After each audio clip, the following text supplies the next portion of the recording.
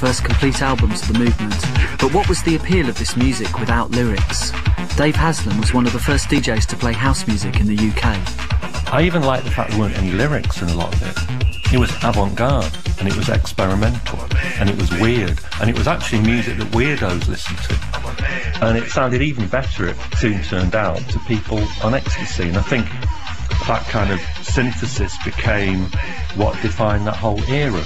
I just love the snotty synth, and whenever I hear it, it excites me. And whether that is just some kind of Freudian memory of Pavlov's dog, because I remember how wild it was in 1988, I don't know what it is, but I always get a huge kick. It sends a shiver down my spine. It was a very, very different way of recording. It was a very, very mismatched, and it was on the edge. And everything now, technology that we have is very controlled, and everybody has the same type of technology, whereas all those were like one-offs and never to be caught again, I don't think.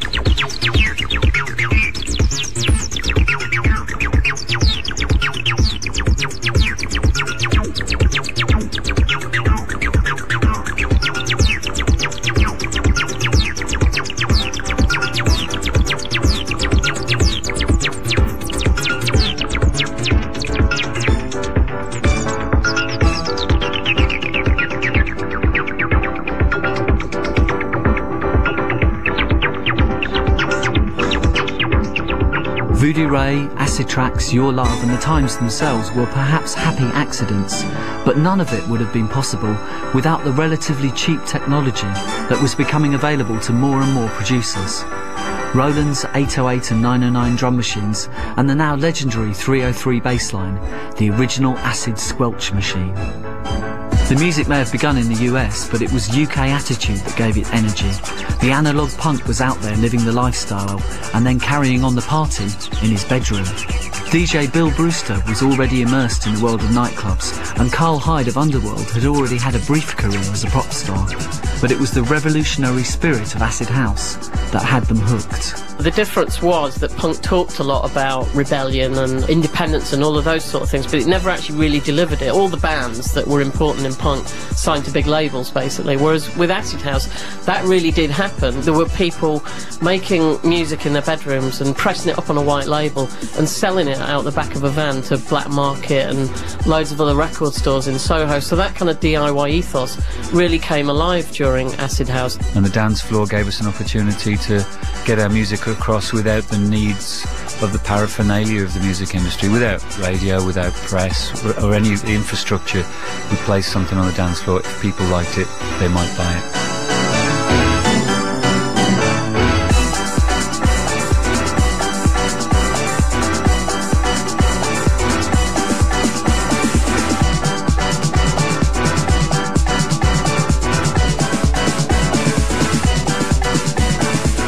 This punk attitude of doing it yourself and refusing to accept the status quo wasn't about to stay in the bedroom though. Once the revolutionary spirit was unleashed on the good old British countryside, there was bound to be a reaction. The BBC responded by banning any record with the word acid in the title. The police set up the Pay Party Unit. Police in the home counties made more than 50 arrests over the weekend in a crackdown on acid house parties. Hundreds of officers from different forces staged separate raids in London, Sussex, Kent and Essex. A number of people have been charged with drugs offences. One policeman was injured in a raid in Sevenoaks in Kent, and some of the partygoers there have made allegations about police brutality. The timing of the raids made it look as if the 4 different forces involved had got together to plan the crackdown. But Chief Inspector Roy Clark of Essex Police says that didn't happen.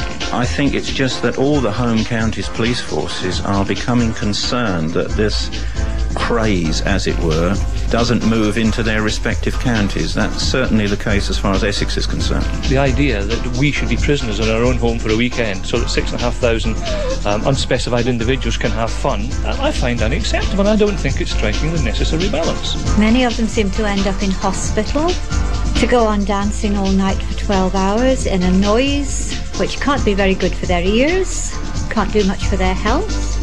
And if they have got to have these events, then they should be in purpose-built buildings where they don't upset other people.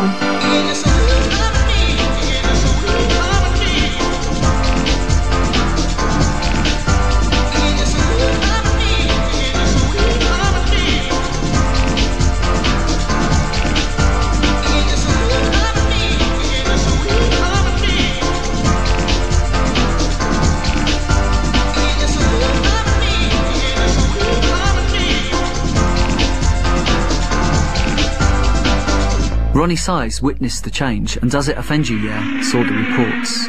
What happened was it became a little bit too free, and the police and the neighbouring residents of these fields or these buildings started to make some noise about not really enjoying the company of all these ravers partying for weeks on end. I think it's Castle Morton and Lechlade had between 60,000 people passing through over the space of a week. I think I remember watching it on the news. There was all like this big connection between the big smiley yellow face, the drug acid, and new age travellers in warehouses causing all sorts of havoc and ruining the foundations of the country. Steve Redhead and Carl Cox saw the changes coming. The tabloid press would talk about acid as LSD, for example. Acid, for most people, most DJs certainly at that time, meant acid burning, the Chicago term for sampling and the kind of squelchy noise of the technology. But the tabloid press said, oh, this is LSD, psychedelic drugs, and there were huge overreactions in the papers. Politically, the late 1980s, still under Thatcher, was a real repressive regime. And I think the law itself, which eventually did change, was built on the back of that moral panic. It then kind of lent itself to be controlled. So the government really, they wanted all the organisers to have a licence or a permit to at least play music and at least to be able to have toilets, have the Red Cross on hand and everything else that goes with it. And I actually agreed with that. I wanted people to be safe when they come to these events. So the mystery has gone now out of what it was like in the early days, but at least the scene still survives based on how much it's moved on and moved forward. The Criminal Justice Bill in 1993 bans those repetitive beats and moved things back into cash-hungry clubs controlled by the over-30s, but not before the tragic ecstasy-related death of Leah Betts.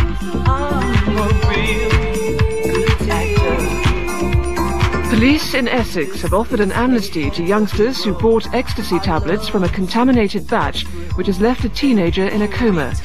Leah Betts collapsed during her 18th birthday party at her home in Malden near Basildon. Her parents took it in turns to give her the kiss of life. I could speak all day, as could Jan, my wife, about don't do this, don't do that in relation to drugs. And I think that one photograph sums everything that we could say up. The Prime Minister has warned parents that they must join the war against drugs. Speaking at the launch of an information leaflet, Mr Major said people could no longer assume their children were safe. Drug taking, whatever drug it may be, tends to lead on to hard drugs, and we've seen often enough the tragedy that occurs.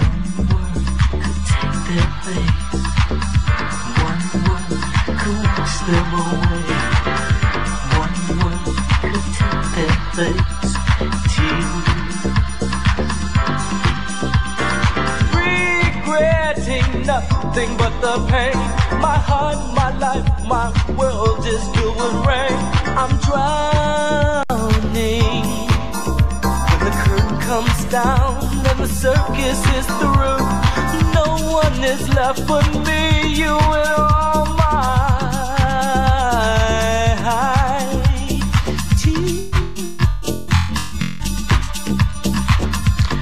The second summer of love was over, and even the hacienda had been shut down after guns and gangsters took control. None of this had been on the agenda for those preaching the words of peace and love and house music back in '88, but those things did happen, and now the original freaky dancers have to explain what it was about to their own kids. Maybe Peter Hook, Bill Brewster, John Marsh and Dave Haslam have an answer to my dilemma. But as a parent, it's very easy for, to knock round with Sean and Bez and glorify those days and say how wonderful it all was, and yet, it's not actually strictly true, because I've seen a lot of people suffer a lot. I've suffered myself through that hedonistic attitude. I hope that I'll be honest with them about what I do and did, because I don't think you can start preaching to teenagers when you've been a bit of a lad yourself. I think you kind of have to use your experience in order to hopefully advise them